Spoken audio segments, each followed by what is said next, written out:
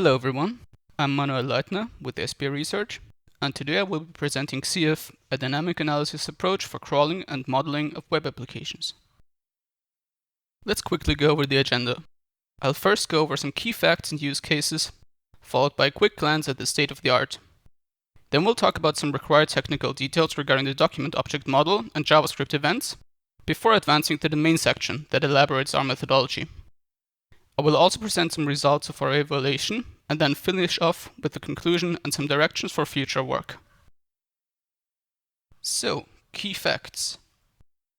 Our approach is centered around dynamic analysis of websites.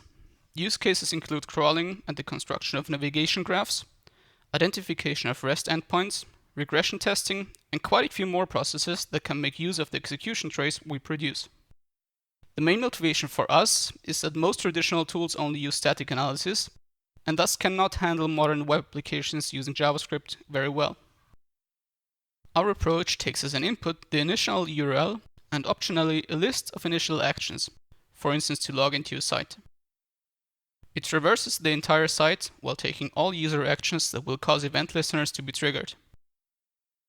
As its output, it produces an execution trace that includes information such as network requests that were performed, DOM modifications, which event listeners were added and removed, and a whole bunch more. So what's the state of the art? Tools based on static analysis are very common and tend to be very fast. Examples include wget, XIEv, and skipfish. They primarily parse HTML. Some can also extract information from comments and other resources, but they cannot fully handle JavaScript. Unfortunately, JavaScript is everywhere nowadays. In the most extreme cases, such as single-page apps, the static content available on a page is essentially just an empty placeholder, plus references to some scripts that will then retrieve the remaining information and fill the page. In terms of dynamic analysis, the most popular approach in the literature is crawl checks. It's based on a Selenium browser automation framework and focuses primarily on click events, although it theoretically has support for others as well. It only identifies effects on the current DOM and does not produce information on resource loads, animations, console messages, or the like. A more recent competitor is Jake.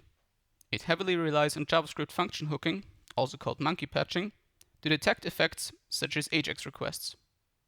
For each page, it stores the page URL, event listeners, links, and forms, but not the rest of the DOM. Jake analyzes pages in isolation, prioritized based on dissimilarity, in order to quickly explore the entirety of a page, which may break the business logic of a web application. While Jake is technically better than crawlchecks, it unfortunately depends on libraries that are outdated, no longer available, and cannot be built for any available version of Python. Let's discuss a few preliminaries. The document object model, or DOM, is a labeled ordered tree that represents the document. It is the standardized way to represent a website and commonly constructed from HTML, but can also be modified on the fly, for instance using JavaScript. Each node also has a type. For instance, there are element nodes that represent page elements, text nodes, or comment nodes. On the bottom of the slide, you can see a very small HTML document and the resulting DOM tree. Element and document nodes, which are the root nodes of a DOM tree, can be the target of events. These are caused by user actions, such as mouse movements or clicks, by external events such as successful or failed resource loads, and there are also additional events for media elements and other events that are used less often. Events can be handled by 0 or more listeners, which are JavaScript functions. These can be assigned to elements either through the use of HTML on something attributes, such as onClick, and the JavaScript function addEventListener. When an event happens on an element, it generally does not immediately reach that target element. Most events bubble. That means that the event first traverses the DOM top-down, triggering event listeners that are explicitly set to be used during this phase, called the capturing phase. This feature is rarely used by developers in practice. The event then reaches the target element. After that, it bubbles back up the DOM tree while triggering all event listeners that are not explicitly set to capture. This means that if you trigger an event on an element, it will also trigger event listeners on all ancestors of that element, except for some special cases. Now, there is a fixed order to related events. For instance, what should happen if two elements are visually on top of each other? What happens when you click? Which comes first, the mouse up event or the click event? These events must be fired by the browser in a specific order, determined by the W3C UI events specification. In our approach, we use a concept we call precursor chain, an ordered list of events that may precede a specific event. For instance, you cannot have a click event if there was no mouse down and mouse up event before it, in that order, even though there may not be any listeners for the mouse down or mouse up event. This restriction does not apply to synthetic events dispatched via JavaScript, but in our approach, we do try to follow the regular flow and business logic of a web app. Let's move on to the main section, the methodology of our work. Our approach uses the capabilities exposed by the Chrome DevTools protocol. This protocol is of course supported by Chrome, but also other browsers, such as Firefox. Our own implementation is built on top of headless Chrome, which is on the right of this diagram. The browser and effect manager communicates with the browser, sending commands such as navigating to a page or moving the mouse. It also contains callbacks for a great variety of events, including the beginning and result of network requests, DOM modifications, or JavaScript dialogues. This component also communicates with the state manager, which keeps track of all states encountered and modifies the current state when required. The event exciter, which is the component that knows how to synthesize user actions that will cause a specific event to be triggered on a page element, and the tracer, which is essentially a logging component on steroids that also manages a process we call retracing. On top of all this, we have the user interface that also takes care of initialization. Our approach follows this basic process. We navigate to the initial URL, extracting the DOM and all event listeners a few seconds after the page has finished loading. This allows the page to settle after running its own other onload handlers. While there are still candidate listeners on this page, we first ask for a retracing suggestion, which I will explain later. We select listeners that should be triggered and try to synthesize user actions that will cause one of these listeners to be triggered. If it fails, we move on to the next listener. If it succeeds, we record the effects, do some extra handling if required, and select the next set of candidate listeners. Of course, at some point, there will be no further candidate listeners we can trigger. At that point, the current run ends and we start over. We continue doing this until a configured run limit is reached, or until a run is completed without being able to take any actions at all. This process requires us to keep track of the DOM, as well as any live changes to it, and all event listeners present on a page. We also add synthetic listeners for any actions that are handled natively, such as clicking on a link or a button.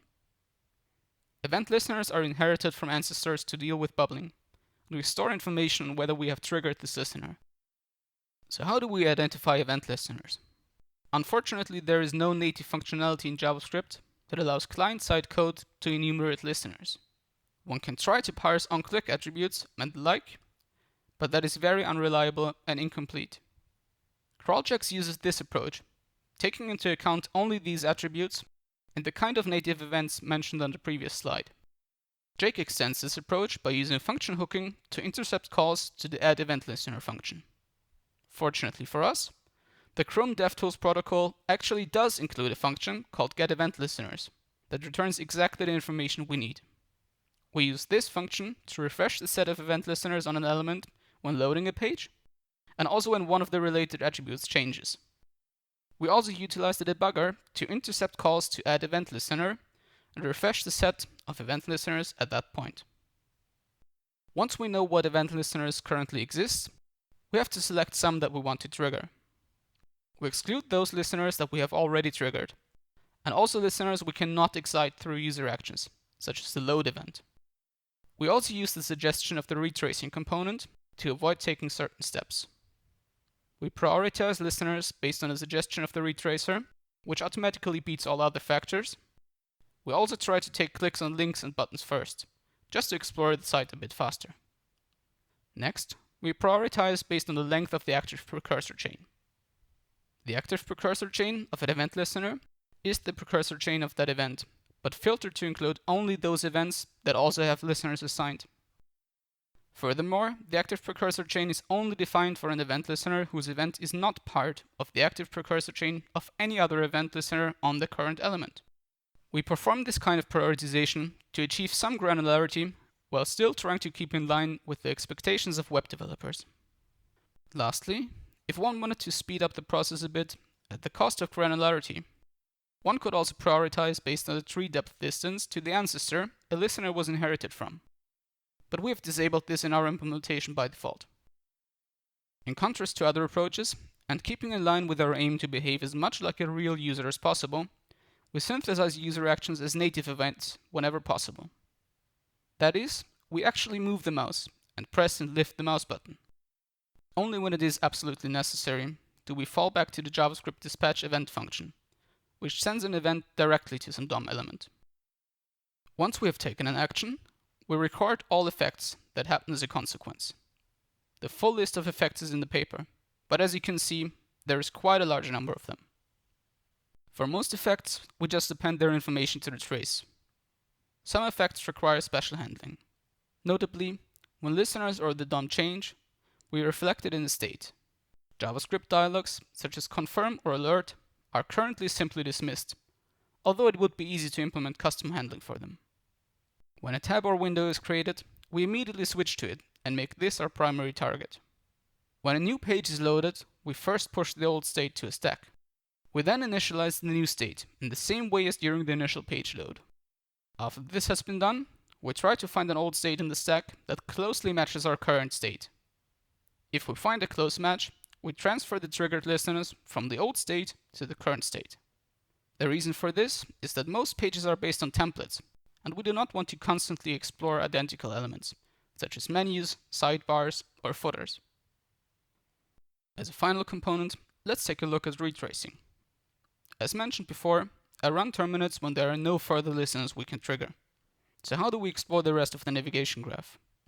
We simply retrace all the actions of the previous run, but avoid taking the last step that led the run to terminate. In essence, we do a depth-first traversal of the state or navigation graph. In the diagram in the bottom, the green node is the initial state. Gray nodes have been visited, and red nodes have been visited and caused the run to terminate. Dashed nodes have not yet been discovered in this run. On the left side, we see the graph after the first run. The graph in the middle is after the second run, and the graph on the right is after the last run, having exhausted all possible paths. Technically, retracing works in the form of suggestions based on the previous run, any live DOM modifications, plus the final actions of all previous runs, which we also avoid. In the first run, we instead use an optional user-defined list of initial actions, for instance to log in. The retracer suggestion includes a list of event listeners that should be avoided, and optionally a suggested listener that will be used whenever possible. Let's move on to the evaluation. We evaluated our implementation against a number of targets. First, Vivid, the Web Input Vector Extractor Teaser, a benchmarking suite for tools that try to build a navigation graph of a site. Furthermore, we tested our approach against a variety of real-world web applications. We compared our approach against crawljacks, wget, as well as two security-focused tools, W3AF and Skipfish. While we would have liked to include Jake, unfortunately we were unable to acquire the required dependencies, which are only available for very old versions of Python that are no longer available for download. In the Vivid evaluation, our approach clearly wins against the competition. Many of the test cases we did not manage to pass are based on invalid or dead functionality. We provide a more detailed explanation in the paper. Skipfish actually performs surprisingly well, even though it is based on static analysis. The reason for this is that it goes to great lengths to discover links hidden in comments and JavaScript code. When trying to find unique endpoints, that is, pages and paths used for API requests, our approach does perform better than crawljacks in all instances but one. However, it performs significantly worse than the tools based on static analysis. This is primarily due to the fact that these tools are much faster, while being less thorough and powerful than dynamic analysis. In general, a combination of static and dynamic analysis seems to be a promising avenue. We currently also do not perform concurrent analysis, while some of the static analyzers do. However, none of the static analyzers, and indeed none of the dynamic analyzers we know of, can produce information such as this. In this table, we simply quantify the different types of effects our longest run against each target encounter. This makes our approach ideal for JavaScript-heavy web applications, or use cases where such detailed information is required. In conclusion, our approach is much more detailed and versatile than previous work. We follow the business logic of a page whenever possible, through the use of native events and by taking steps that a real user could realistically take. Our work significantly advances the state of the art, particularly in the areas of event listener identification, user action synthesis, and effect recognition. In order to overcome the remaining issues in terms of speed, a hybrid approach in combination with static analysis as well as parallel processing are desirable as future work. And that concludes my presentation. I hope you enjoyed it. If there are any open questions, please feel free to contact me via mail. Just a quick word about open sourcing our implementation. While we would like to do so immediately, contractual obligations unfortunately prevent us from having done so thus far. However, if you would like to roll your own implementation based on our approach and are facing any difficulties, I would be happy to assist. Thanks for watching and goodbye.